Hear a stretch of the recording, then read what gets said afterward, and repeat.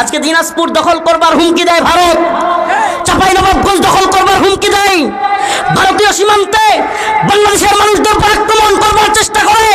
এরা মনে করে আমরা ছোট্ট দেশ, আমাদের লোক কম, সেনাবাহিনী কম, বিজিবি কম, তাই বলে এদের গোলামি করব। আমরা বলি তোরা যদি এভাবে হুমকি ধমকি দিতে থাকিস, আল্লাহু আকবারের ধ্বনি দিয়ে সমস্ত ভারতকে মুহাম্মদ বিন কাসিমের মতো, সুলতান মাহমুদ গজনবীর মতো দিল্লির মসজিদে আমরা কালেমার পতাকা উড়ব, তাদের বিরুদ্ধে আমরা দাঁত ভাঙা জবাব দিব ইনশাআল্লাহ।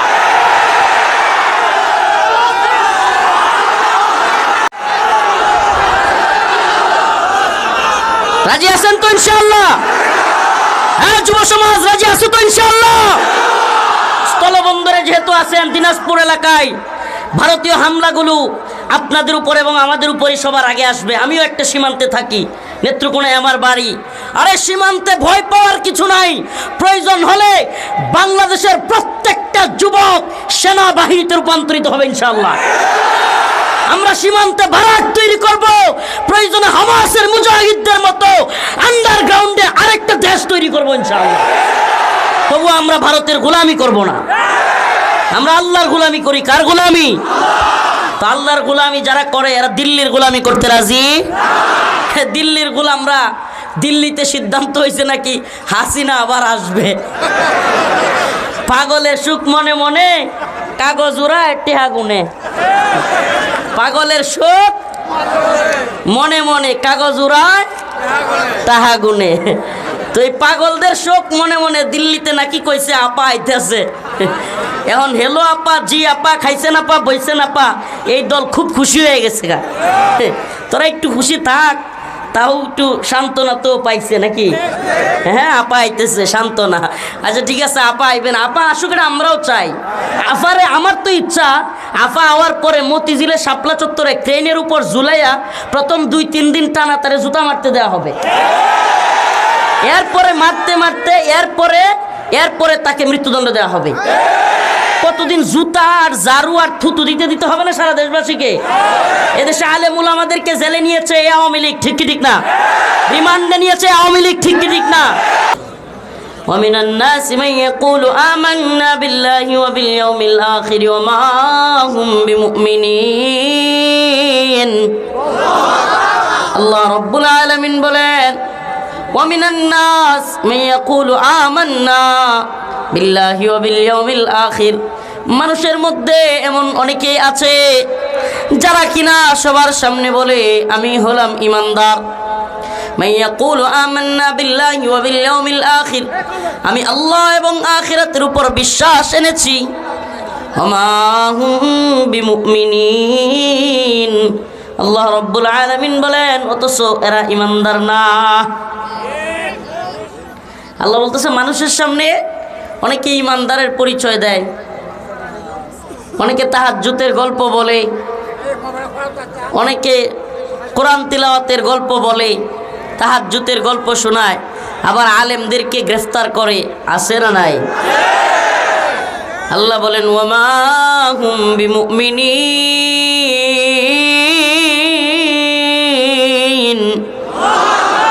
এরা মানুষের সামনে ঈমানের কথা বললে কি হবে? প্রকৃতপক্ষে এরা ঈমানদার নয়। ইউখাদিউন আল্লাহ ওয়াল্লাযীনা আমানু ওয়ামা ইয়াখদাউনা ইল্লা আনফুসাহুম ওয়ামা ইয়াশউরুন।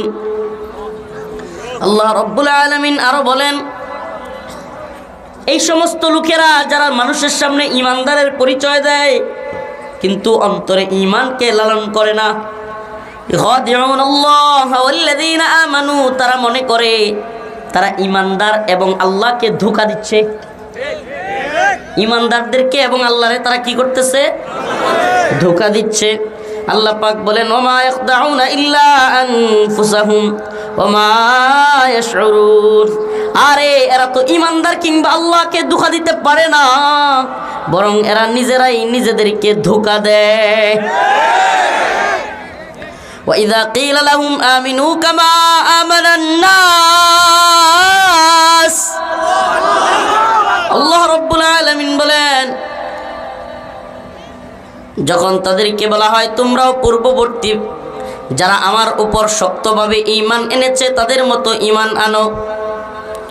ওই সময় ওই লোকেরা বলে ক্বালু ওয়া নু'মিনু কামা আমানাস সুফাহা, আমরা কি ওই নির্বুধ মৌলবীর মতো, ওই নির্বুধ মোল্লা মৌলবীদের মতো ঈমান আনবো? এবার কয় না, নাউজুবিল্লাহ। ওই লোকেরা বলে না, আমরা মোল্লা মৌলবী ওই উগ্রপন্থী মৌলবাদী মৌলবীদের মতো বুকাদের মতো আমরা ঈমান আনবো না, নাউজুবিল্লাহ। আল্লাহ বলেন ক্বালু ওয়া নু'মিনু কামা আমানাস সুফাহা আলা ইন্নাহুম হুমুস সুফাহা। আল্লাহ পাক বলেন এরা আলেমদেরকে বোকা বলে, নির্বুধ বলে, এরা বলে তারা আলেমদের মতো পূর্ববর্তী সাহাবীদের মতো ঈমান আনবে না। আল্লাহ বলেন আনুমিনু কামা আমানাস সুফাহা আলা ইন্নাহুম হুমুস সুফাহা, আসলে মূলত এরাই হলো প্রকৃত বোকা এবং নির্বোধ, এরাই আসল বোকা। যারা মুমিনদেরকে বোকা বানাইতে চায়, ধোঁকা দিতে চায়, আল্লাহকে ধোঁকা দিতে চায়, মানুষের সামনে তাহাজ্জুদের গল্প শোনায় আর ছোট ছোট বাচ্চা ছেলেদেরকে পর্যন্ত নির্যাতন করে, গুলি করে হত্যা করে। ওয়াইদা কিলা লাহুম লা তুফসিদু ফিল আরদ, আর যখন তাদেরকে বলা হয় তোমরা জমিনের মধ্যে ফিতনা ফাসাদ সৃষ্টি করিও না, জমিনের মধ্যে ফিতনা ফাসাদ সৃষ্টি করিও না, ক্বালু ইন্নামা নাহনু মুসলিহুন, তখন এরা বলে আয় হায় আমরা কিসের অশান্তি সৃষ্টি করব, আমরাই তো সবচাইতে বড় মুসলিহ, শান্তি সমাবেশকারী। নাউজুবিল্লাহ। যখন এদেরকে বলা হয় তোমরা জমিনে কি করিও না, এতক্ষণ পর্যন্ত ঈমানের দাবিদার কিন্তু আড়ালে ঈমানদার না এমন ব্যক্তিদের পরিচয় আমি বর্ণনা করতেছি। কাদের? যারা প্রকাশ্যে বলে ওমিনান নাস মাইয়াকুলু আমান্না বিল্লাহ ওয়া বিল ইয়াউমিল আখির, আমরা আল্লাহ এবং আখিরাতের উপর বিশ্বাস রাখি, ওমা হুম বিমুমিনিন, কিন্তু প্রকৃতপক্ষে তাদের অন্তরে ঈমান নাই। এই দলের সাথে পরিচয় করাইয়া দিচ্ছি আমি। আল্লাহ বলতেছেন ওয়াইদা কিলা লাহুম লা তুফসিদু ফিল আরদ, তোমরা জমিনের মধ্যে ফিতনা ফাসাদ সৃষ্টি করিও না, তারা বলে ক্বালু ইন্নামা নাহনু মুসলিহুন, আল্লাহ আপনি কি কন, আমরাই তো সবচাইতে বড় শান্তি সমাবেশকারী, আমরা রড নিয়া, বাঁশ নিয়া, বইটা নিয়া, হেলমেট নিয়া, রামদা নিয়া, অস্ত্র নিয়া শান্তি সমাবেশ করি। এর চাইতে বড় শান্তি কামিয়াবি শান্তি সমাবেশ আরও কি ভালো হইতে পারে? হেলমেট, রড, বাঁশ, রামদা, পিস্তল এগুলো নিয়ে কি সমাবেশ? ভুলে গেছেন আপনারা?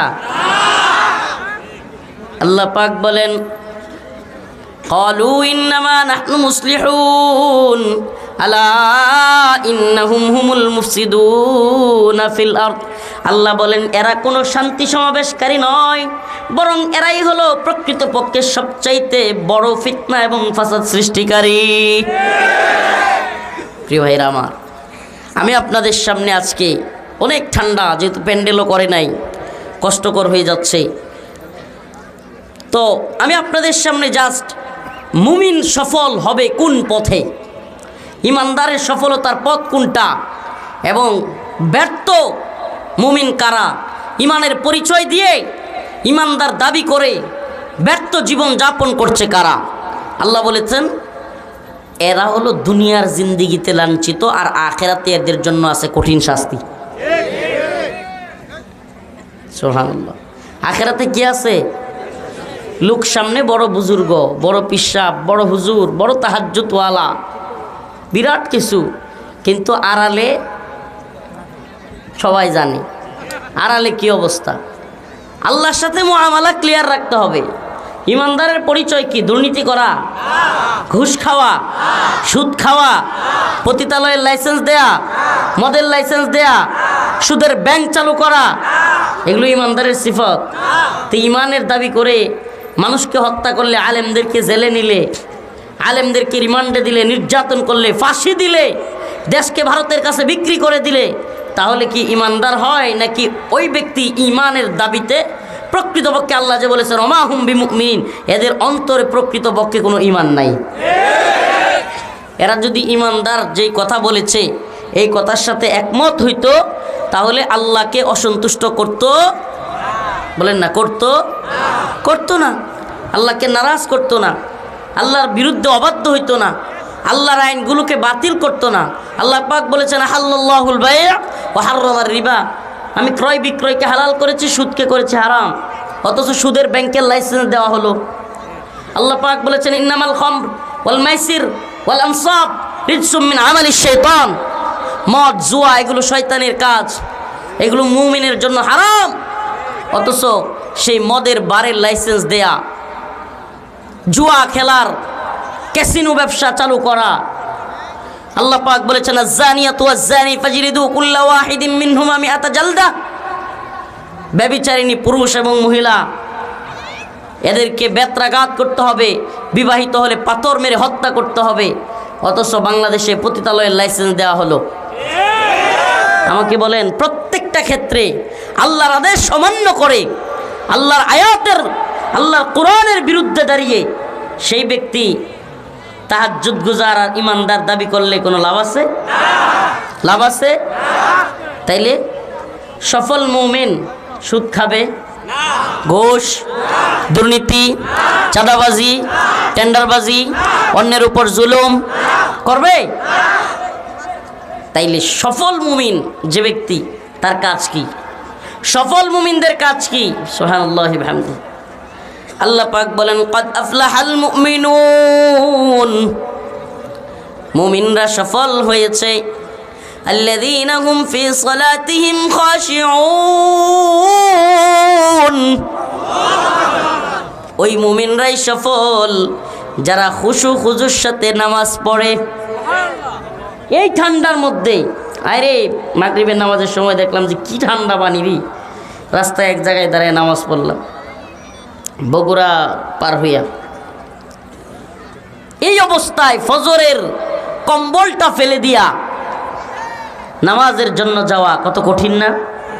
ফজরের কম্বলটা ফেলে দিয়া এই ঠান্ডা পানি দিয়া ওযু করে নামাজটা পড়া, এটা কি সহজ? সুবহানাল্লাহ।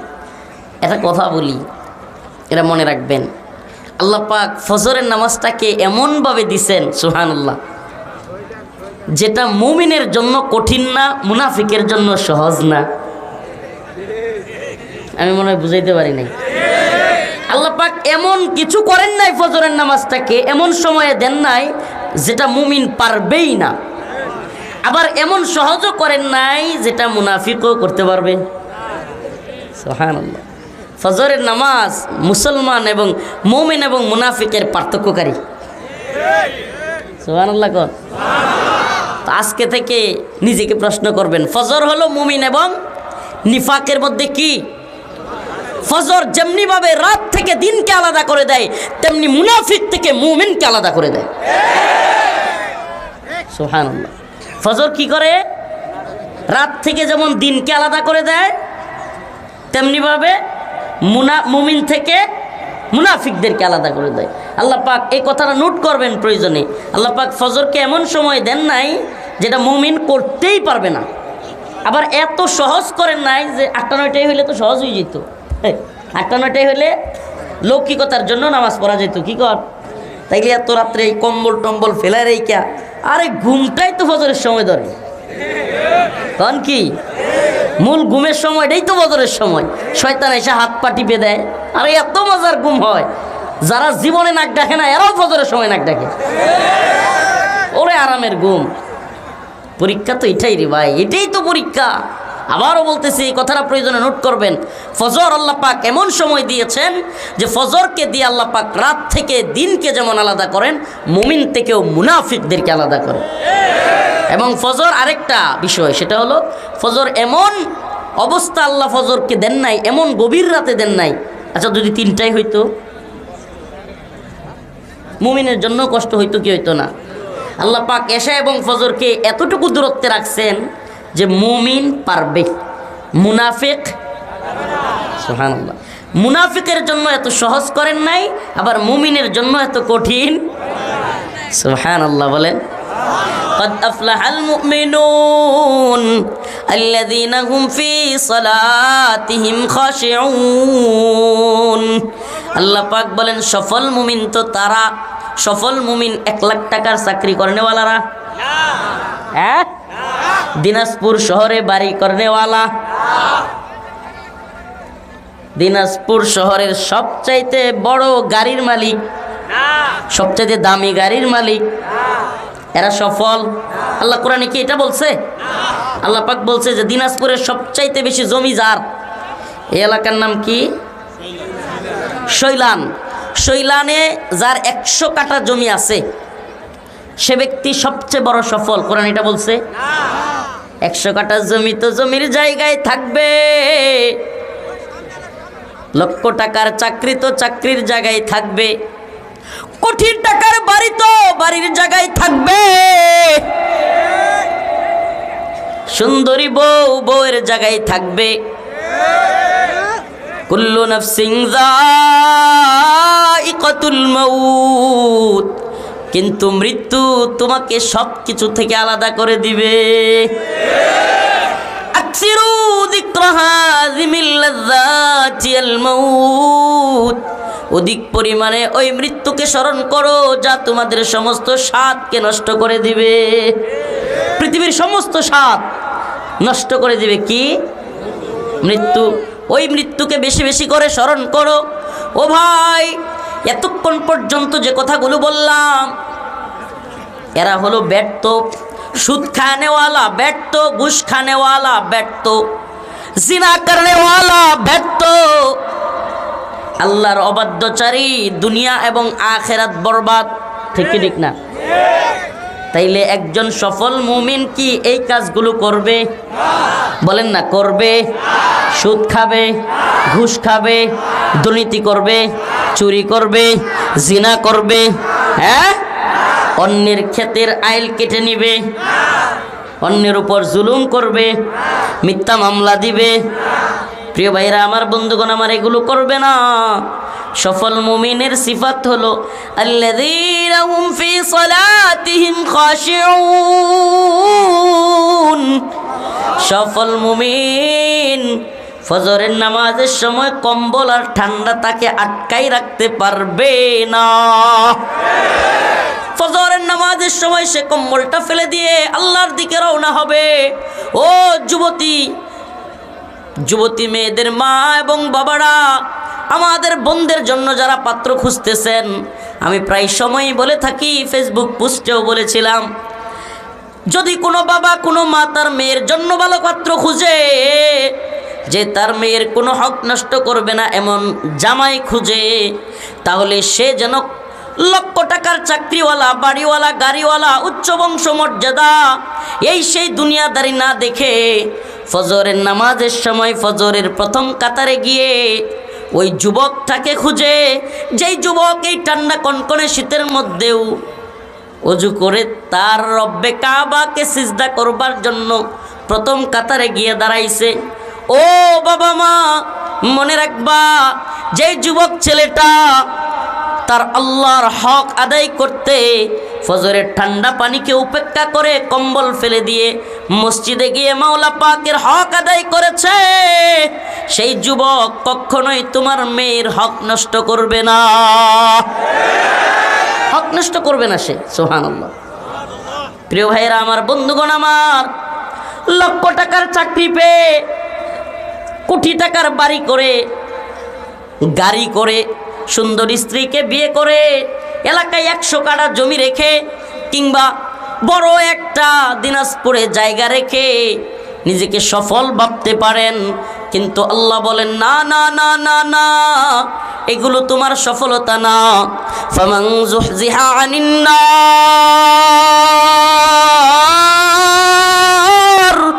ওয়া উদখিলাল জান্নাতা ফাকাদ ফাজ ওয়া মাল হায়াতুদ দুনিয়া ইল্লা মাতাউল গুরুর। আল্লাহ রাব্বুল আলামিন বলেন, এগুলো কোনোটাই মুমিনের সফলতা নয়। মুমিন তো তখনই সফল যখন আল্লাহর জাহান্নাম থেকে সে মুক্তি পাবে।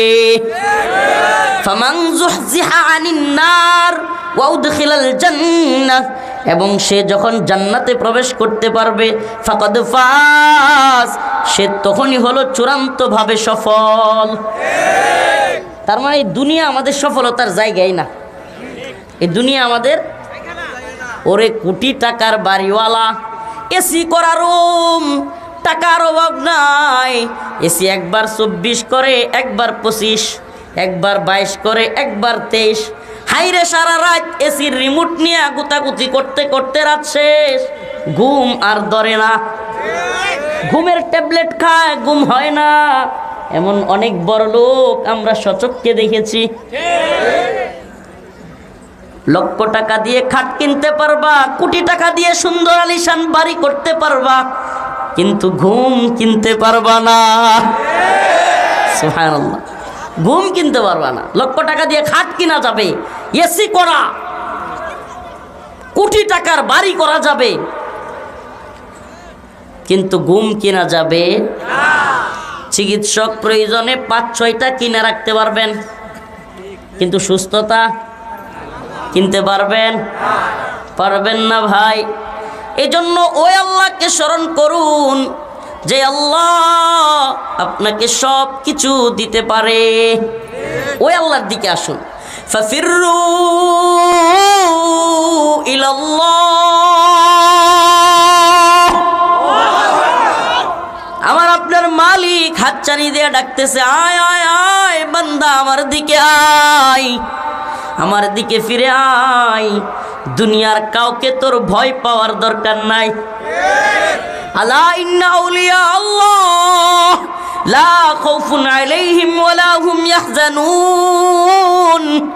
যারা আল্লাহকে ভয় করে, দুনিয়ার কাউকে ভয় পাওয়ার দরকার তাদের নাই। আমি আমার কথা বলি, আজকেও আমার দেশ পত্রিকায়, আমার দেশ সম্পাদক মাহমুদুর রহমান, তাকে ধন্যবাদ জানাই। আজকেও সাক্ষাৎকার দিয়ে আসলাম ঢাকায়, আমার দেশ পত্রিকায়। অনেক কিছু জিজ্ঞেস করলো, কারাগারে কেমন ছিলাম, কীরকম নির্যাতন করেছে, হয়তো আজকে কালকে আপনারা পাবেন। তো আমার দেশ পত্রিকায় গিয়ে কথা বলে আসলাম। আসলে আল্লাহকে যারা ভয় করবে, এদের দুনিয়ার কাউকে ভয় করবার দরকার নেই। আজকে একটা ঘটনা আজকে ইয়া দিতে গিয়ে মনে পড়ে গেল, আল্লাহ মাফ করুক, আস্তাগফিরুল্লাহ ওয়া আতুবু ইলাইহি। যেহেতু আরও 1-2 জায়গায় বলেই ফেলছি, আপনাদেরকেও বলি। গাজীপুর জেলা কারাগারে ছিলাম 2 দিন। প্রথম কারাগারে ঢোকার পরেই ওখানে আমি একটা স্বপ্ন দেখি। শেখুল হাদিস ইবনে শেখুল হাদিস আল্লামা মামুনুল হক দামাত বারকাতুহুমকে আমি বলেছিলাম স্বপ্নটা। এই যেহেতু আল্লাহ পাককে যারা ভয় করে তাদের ভয় নাই, এই কথাটা বলেই ফেলছি, মনে পড়ে গেছে, আপনাদেরকে বলি। স্বপ্নে দেখলাম আমি কাশ্মীরে আছি, পৃথিবীর ভূস্বর্গ যেটাকে বলা হয়, বিধ্বস্ত চৌচির ভূস্বর্গ কাশ্মীর, তিলে তিলে জ্বলে পুড়ে হলো ছাই। প্রতিবেশী বাংলায় কোথাও আজ কি হয়, রুখে দাঁড়াবার মতো কেউ নাই, কেউ নাই, জিহাদে যাবার মতো কেউ নাই। বিধ্বস্ত চৌচির ভূস্বর্গ কাশ্মীর, তিলে তিলে জ্বলে পুড়ে হলো ছাই। প্রতিবেশী বাংলায় কোথাও আজ কি হয়, রুখে দাঁড়াবার মতো কেউ নাই, কেউ নাই, জিহাদে যাবার মতো কেউ নাই। জেগে ওঠো, জেগে ওঠো, ঘুমন্ত তিতুমির, ভারতে আঘাত হানো ত্রাস হয় দিল্লির। তোমাদের পায়ে কেন গোলামের জিঞ্জির, ইতিহাসে আজ কেন জয় নাই, জয় নাই, জিহাদে যাবার মতো কেউ নাই। মনে পড়ে যায় সেই দিনগুলোর কথা। কারাগারে থাকতে চিৎকার করে করে রণাঙ্গনের সেই শাহাদাত পিয়াসী গজলগুলো গাইতাম, শুয়ে যাইতাম। হঠাৎ করে স্বপ্ন দেখি কাশ্মীরে আছি। ওয়াল্লাহি একটুও বাড়িয়ে বলছি না, শেখুল হাদিস আল্লামা মামুনুল হক সহ তৎকালীন হেফাজতের অনেকের সাথে আমি আমার স্বপ্নটা শেয়ার করেছিলাম। ভিতরে থাকতেই দেখলাম কাশ্মীরে কারাগারে আমি বন্দি। আমার পাশের রুমেই পৃথিবীতে না দেখা এক সুন্দরী রমণী আমার পাশের রুমে বন্দি অবস্থায়, পৃথিবীতে না দেখা এমন এক সুন্দরী। ওই বোন একটা কোণ থেকে আমি এখনো যেন আমি চোখ বন্ধ করলে দেখতেছি ওই কোণায়, আল্লাহকে সাক্ষী রেখে বলছি, ওই কোণা থেকে আওয়াজ আসতেছে, আখি আখি লা তাহজান ইন্নাল্লাহা মা'ানা, হে ভাই ভয় নাই, আল্লাহ আমাদের সাথে আছে। আখি লা তাহজান, এই শব্দটা এখনো আমি চোখ বন্ধ করলেই শুনি। আখি লা তাহজান, হে ভাই কোনো ভয় নাই। আল্লাহ তাখাফু ওয়া লা তাহজানু, যারা আল্লাহর পথে চলে তাদের কোনো ভয় কোনো পরোয়া। আজকে দিনাজপুর দখল করবার হুমকি দেয় ভারত, চাঁপাইনবাবগঞ্জ দখল করবার হুমকি দেয়, ভারতীয় সীমান্তে বাংলাদেশের মানুষদের উপর আক্রমণ করবার চেষ্টা করে। এরা মনে করে আমরা ছোট্ট দেশ, আমাদের লোক কম, সেনাবাহিনী কম, বিজিবি কম, তাই বলে এদের গোলামি করব। আমরা বলি তোরা যদি এভাবে হুমকি ধমকি দিতে থাকিস, আল্লাহু আকবারের ধ্বনি দিয়ে সমস্ত ভারতকে মুহাম্মদ বিন কাসিমের মতো, সুলতান মাহমুদ গজনবীর মতো দিল্লির মসজিদে আমরা কালেমার পতাকা উড়ব, তাদের বিরুদ্ধে আমরা দাঁত ভাঙা জবাব দিব ইনশাআল্লাহ।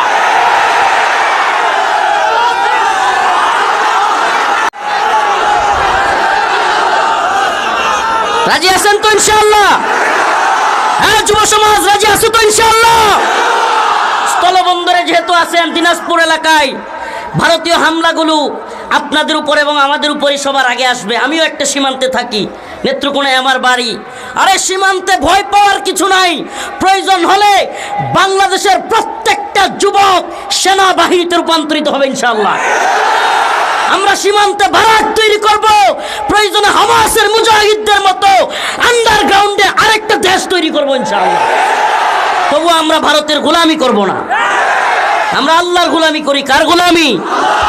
তো আল্লাহর গোলামি যারা করে এরা দিল্লির গোলামি করতে রাজি। দিল্লির গোলামরা, দিল্লিতে সিদ্ধান্ত হয়েছে নাকি হাসিনা আবার আসবে। পাগলের সুখ মনে মনে, কাগজ উড়ায় টেহা গুনে। পাগলের সুখ মনে মনে, কাগজ উড়ায় টাহা গুনে। তো এই পাগলদের শোক মনে মনে দিল্লিতে নাকি কইছে আপা আইতেছে। এখন হেলো আপা, জি আপা, খাইছেন আপা, বইছেন আপা, এই দল খুব খুশি হয়ে গেছে গা। তোরা একটু খুশি থাক, তাও একটু সান্ত্বনা তো পাইছে নাকি? হ্যাঁ আপা আইতেছে, সান্ত্বনা।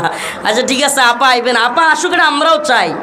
আফারে আমার তো ইচ্ছা আফা আওয়ার পরে মতিঝিলে শাপলা চত্বরে ট্রেনের উপর ঝুলাইয়া প্রথম 2-3 দিন টানা তারে জুতা মারতে দেওয়া হবে। এরপরে মারতে মারতে এরপরে তাকে মৃত্যুদণ্ড দেওয়া হবে। কতদিন জুতা আর ঝাড়ু আর থুতু দিতে হবে না সারা দেশবাসীকে? এদেশে আলেম উলামাদেরকে জেলে নিয়েছে এই আওয়ামী লীগ, ঠিক কি ঠিক না? রিমান্ডে নিয়েছে আওয়ামী লীগ, ঠিক কি ঠিক না? ফাঁসির কাস্টে দেশের সর্বোচ্চ আলেমদেরকে ঝুলিয়েছে এই আওয়ামী লীগ। আমাদের দেশের সবচাইতে বড় আলেমদের একজন আল্লামা সাইদি রহিমাহুল্লাহকে হত্যা করে বের করেছে এই আওয়ামী লীগ। এই আওয়ামী লীগ ছোট ছোট বাচ্চাদেরকে গুলি করে হত্যা করেছে। এই আওয়ামী লীগ বিশ্বজিৎকে হত্যা করেছে, আবরার ফাহাদকে হত্যা করেছে, এমসি কলেজে স্বামীর সামনে স্ত্রীকে ধর্ষণ করেছে। এই আওয়ামী লীগ হাজার হাজার কোটি টাকা বিদেশে পাচার করেছে। এই আওয়ামী লীগ দেশকে দিল্লির গোলামে পরিণত করেছিল। এত অপরাধ করবার পরেও তোদের হিম্মত হয় কিভাবে? বাংলার জনগণ এখনই ভুলে গেছে, এখনই ভুলে গেছে। যদি লাফালাফি করিস গ্রামে গঞ্জে ভালো আছিস রে ভাই, কিন্তু বাংলার জনগণকে আর অশান্তি দিতে চাইলে, মুনাফিকি করতে চাইলে গ্রামে গঞ্জেও ভালো থাকতে দেওয়া হবে না। এদের প্রত্যেকটাকে গ্রামে গঞ্জে প্রতিহত করতে হবে। যেইটা মাথা বসাইতে চাইবে ওটা নাক ধরে চাপ দিতে হবে। বাংলাদেশে কম জুলুম হয় নাই। এত জুলুমের পরেও এরা যদি আবারও মাথা বসাইতে চায় তাহলে সেই মাথা ভেঙ্গে আমরা ঘুরিয়ে দিব ইনশাআল্লাহ। রাজি আছেন তো ইনশাআল্লাহ? আমরা মুমিন, আমাদের সিফাত, আমরা নমনীয়, আমরা উদার, আমরা দরদি। কিন্তু যদি কেউ আমাদের ভূখণ্ডের উপর, আমাদের দ্বীনের উপর, ইমানের উপর আঘাত করতে চায়, আর ওই ভারতের কেউ যদি রাজাকারি করে, এরা অন্যদেরকে রাজাকার বলতো, দেখবেন ভারত যদি আল্লাহ না করুক হামলা করেই এই আওয়ামী লীগ, ছাত্রলীগ, যুবলীগ হবে সবচেয়ে বড় রাজাকার। ভারত যদি বাংলাদেশে হামলা করে তাহলে সবার আগে রাজাকারগিরি করবে কে? না, আওয়ামী লীগ, ছাত্রলীগ, যুবলীগ, এগুলো হবে নতুন রাজাকার।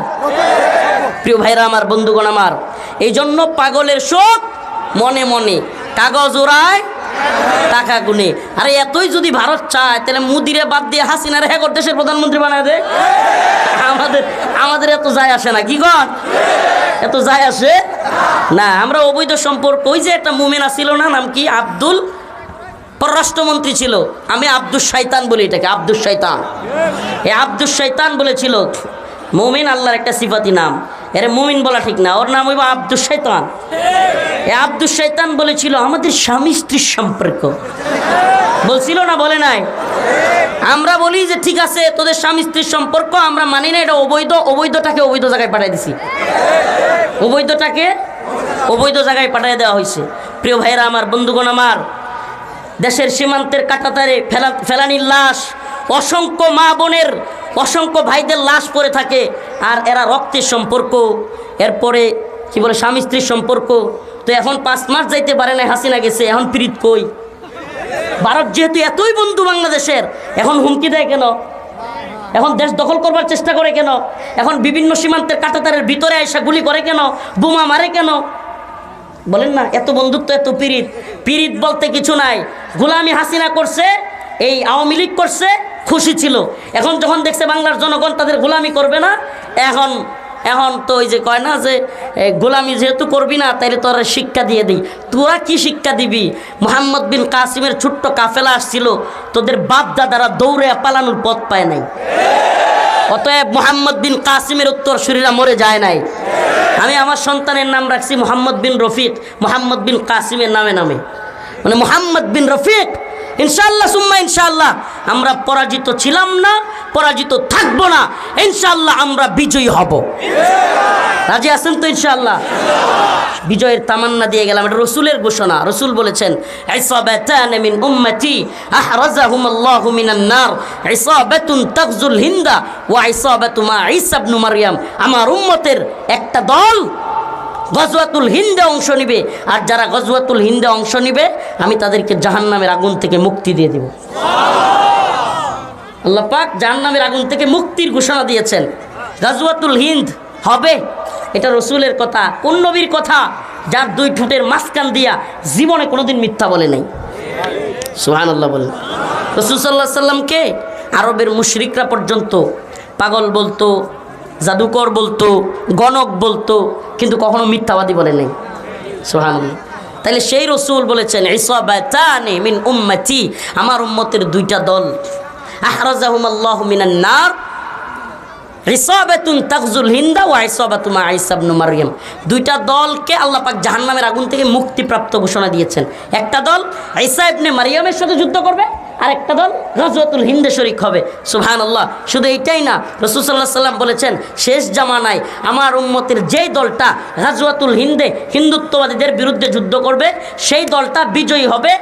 দিল্লির ক্ষমতার মসনদে কালেমার পতাকা উড়াবে, দিল্লির বড় বড় হিন্দুত্ববাদী তাগুতি ব্রাহ্মণ্যবাদী নেতাদেরকে কল্লায় ধরে টেনে হিচড়ে বাইতুল মাকদিসের দিকে নিয়ে যাবে, যেখানে ঈসা আলাইহিস সালাম অপেক্ষা করবে। সুবহানাল্লাহ। তো আমরা বিজয়ী, আমরা কি? সুবহানাল্লাহ। আমরা হয়তো বিজয়ী হব, নাইলে শহীদ হব। কথা বলেন না, আমরা হয়তো বিজয়ী হব, নাইলে। কথা বুঝতেছেন? আমরা প্রত্যেকেই এই কথাকে হিম্মত করি, অন্তরের মধ্যে লালন করি, একসাথে স্বাধীন হব, না হলে একসাথে শহীদ হয়ে যাব। কিন্তু গোলামি করব, হয়তো একসাথে স্বাধীন হব, নাইলে একসাথে শহীদ হয়ে যাব, কিন্তু গোলামি করব। সুবহানাল্লাহ। আমরা পৃথিবীতে একমাত্র আল্লাহর গোলামি করতে আসছি, পৃথিবীর কোনো তাগুতি শক্তির না। Super power India, super power America, super power Russia, super power চীন, ওরে এত সুপার পাওয়ার দেখছি না। মায়ের খেলে সুপার পাওয়ার কই যায়? আফগানে মায়ের খেয়ে আমেরিকা কই? নাকে খত দিয়া বাপ ডেকে হারছে, বাগছে, সাইরা দেমা কেন্দাবাসি। তো সুপার পাওয়ার কই গেল? সুপার পাওয়ার সেফ আল্লাহ, লা ইলাহা ইল্লাল্লাহ।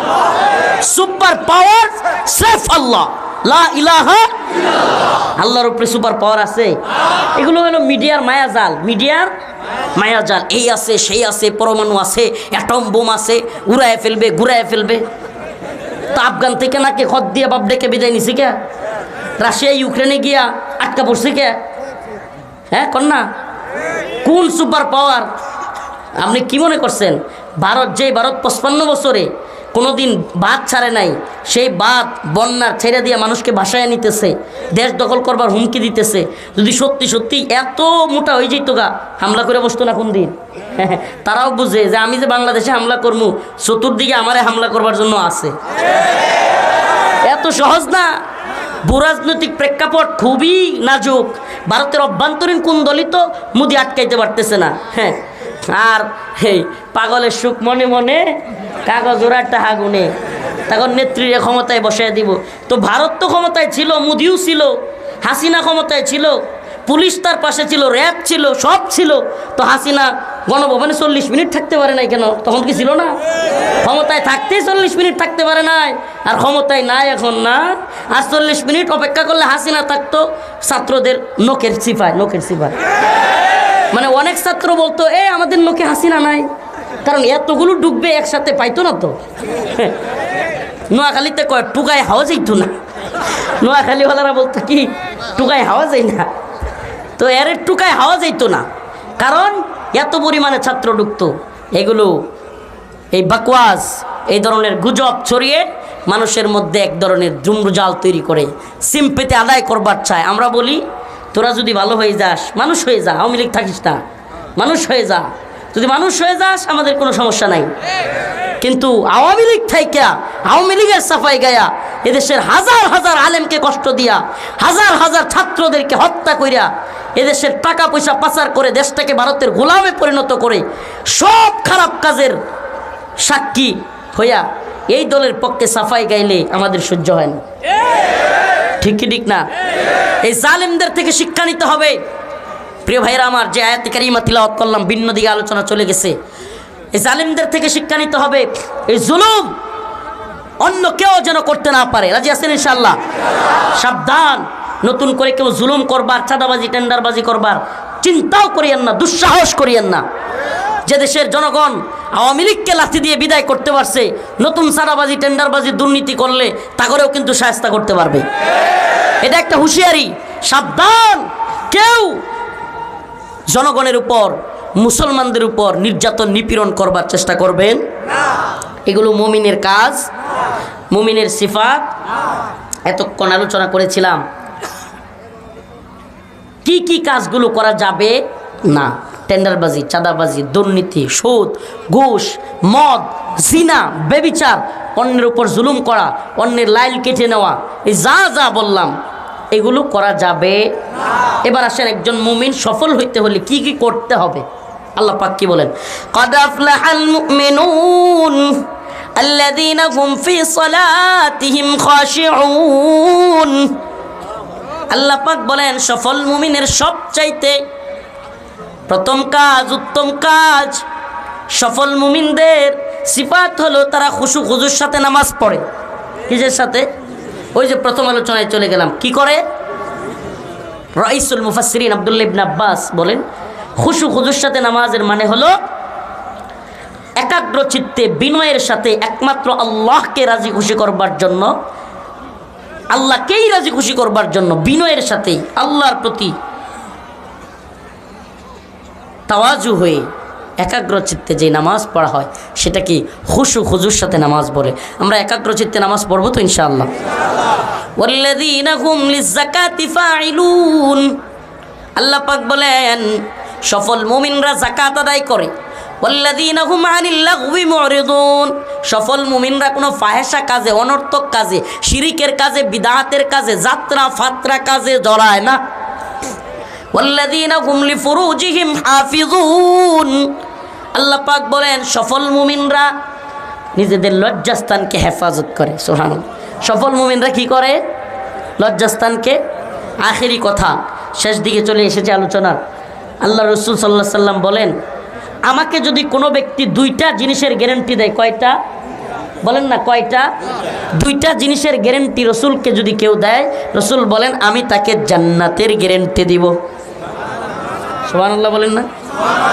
রাসূল সাল্লাল্লাহু আলাইহি সাল্লাম বলেন আমাকে যদি কেউ দুইটা জিনিসের গ্যারান্টি দেয়, আমি তাকে জান্নাতের গ্যারান্টি দিব। কি কি? রাসূল বলেন এক নাম্বার এই যে জিহ্বা, এই জবান, এটার গ্যারান্টি যদি কেউ দেয় যে সে গীবত করবে না, শিকায়াত করবে না, গালিগালাজ করবে না, পরনিন্দা করবে না, তাইলে এবং যদি কেউ লজ্জাস্থানকে হেফাজত করার গ্যারান্টি আল্লাহ রসুলকে দেয়, আল্লাহ রসুল বলেন আমি তাকে জান্নাতের গ্যারান্টি দেব। তো লজ্জাস্থানকে কিভাবে হেফাজত করব? ইল্লা আলা আজওয়াজহিম, আল্লাহ পাক বলেন লজ্জাস্থানকে হেফাজতের মাধ্যম হলো বৈধ পন্থায় স্ত্রী গ্রহণ করা।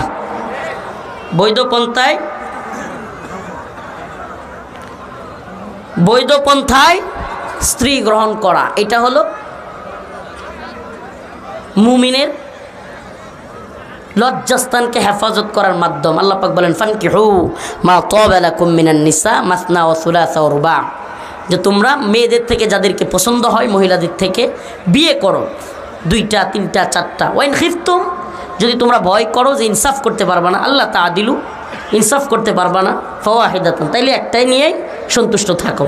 প্রিয় ভাইরা আমার, বন্ধুগণ আমার, আখেরি কথা, আমরা আল্লাহর জন্য আল্লাহ পাক যা যা বলেছেন মুমিনের সিফাতগুলো এবং যা যা করতে নিষেধ করেছেন সেগুলো অক্ষরে অক্ষরে পালন করবো তো ইনশাআল্লাহ।